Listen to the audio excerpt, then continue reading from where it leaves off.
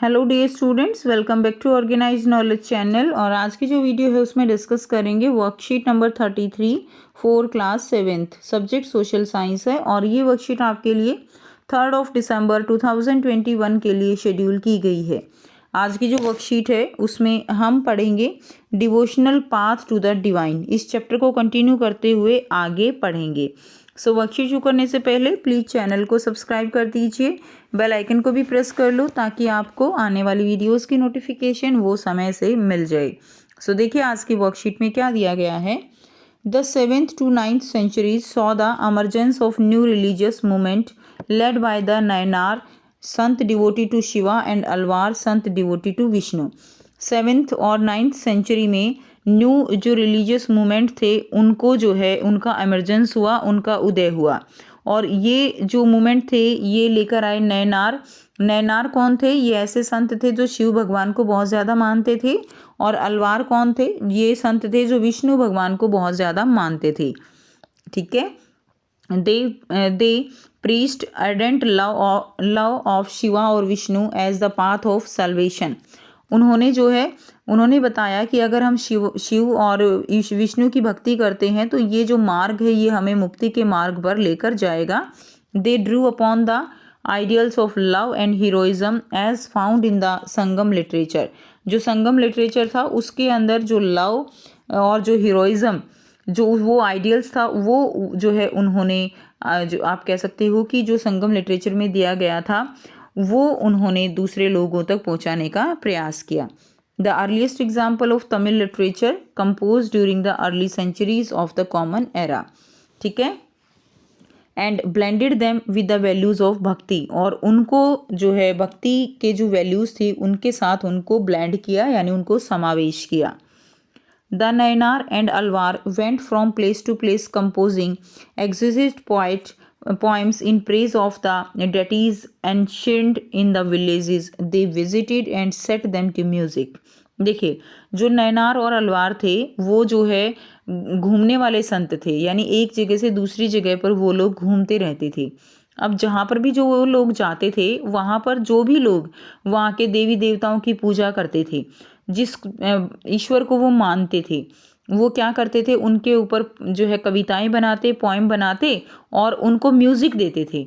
और फिर उनको जो है एक अपनी जगह अपने पास लिख कर भी रख लेते थे। ठीक है। तो ये जो है मेन उनका काम था।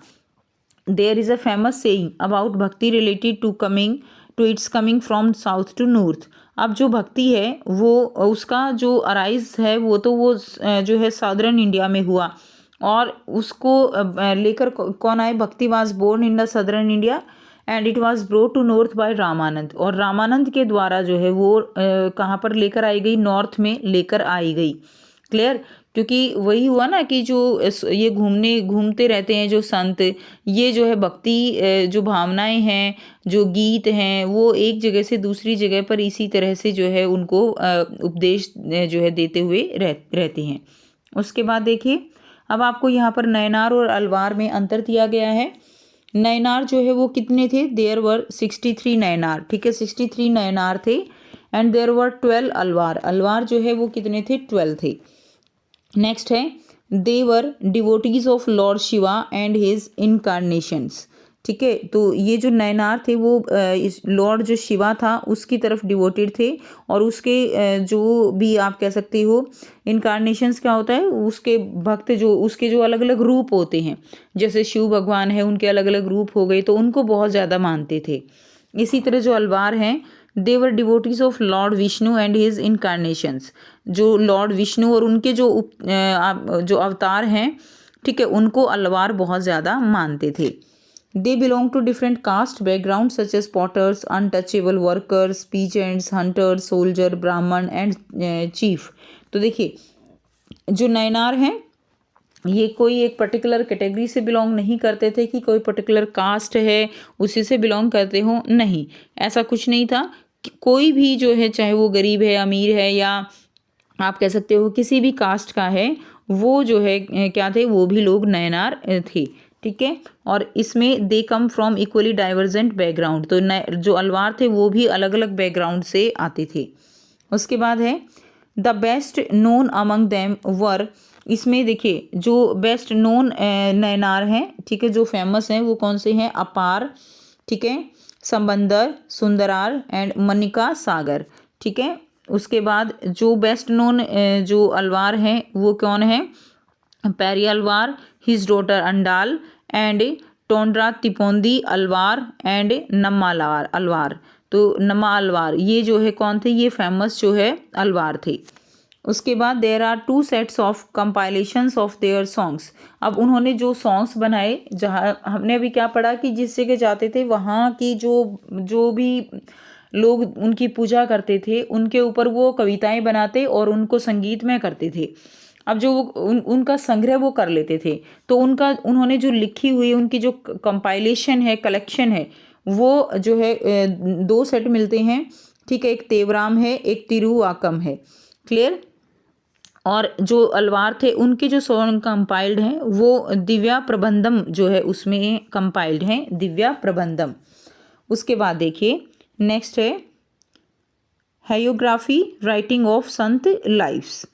Between the 10th and 12th century, the Chola and Pandya kings built elaborate temple around many of the shrines visited by the sant poet, strengthening the link between the bhakti tradition and temple worship. देखिए 10th और 12th century में जब चौल और पांडे जो है वो राजा होते थे, तो उन्होंने क्या किया, जहाँ पर भी ये संत बहुत ज़्यादा उन्होंने विजिट किया था ना, वहाँ पर उन्होंने बड़े बड़े टेम्पल बनवा दिए।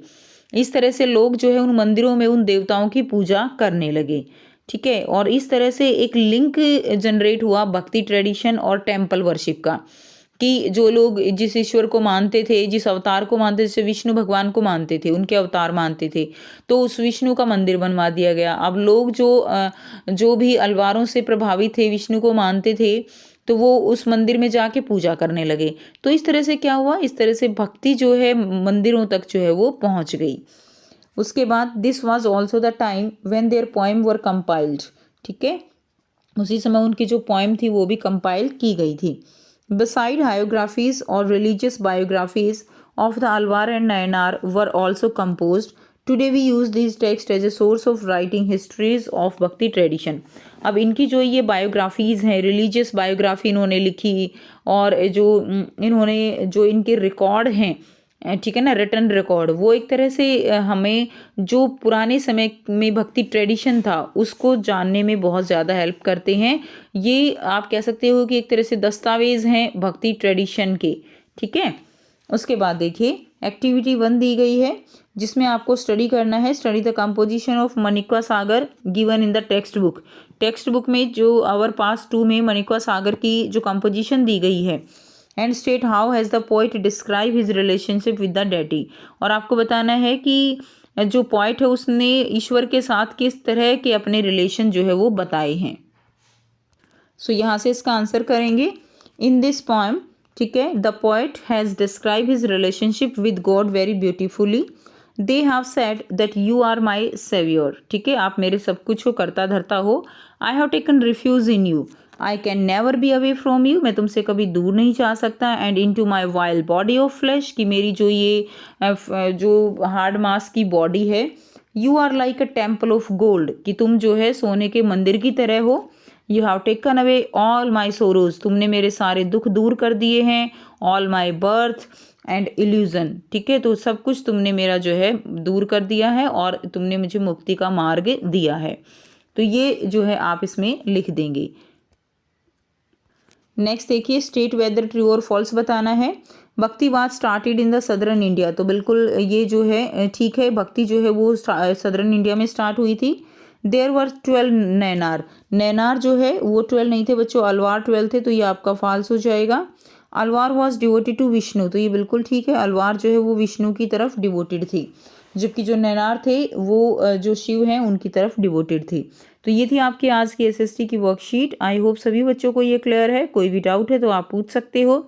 वीडियो अच्छी लगे तो प्लीज़ लाइक कर दीजिए, शेयर कर दीजिए और चैनल को सब्सक्राइब कर लीजिए। सो थैंक्स फॉर वॉचिंग, मिलते हैं नेक्स्ट वीडियो में नेक्स्ट वर्कशीट के साथ। Take care, bye bye.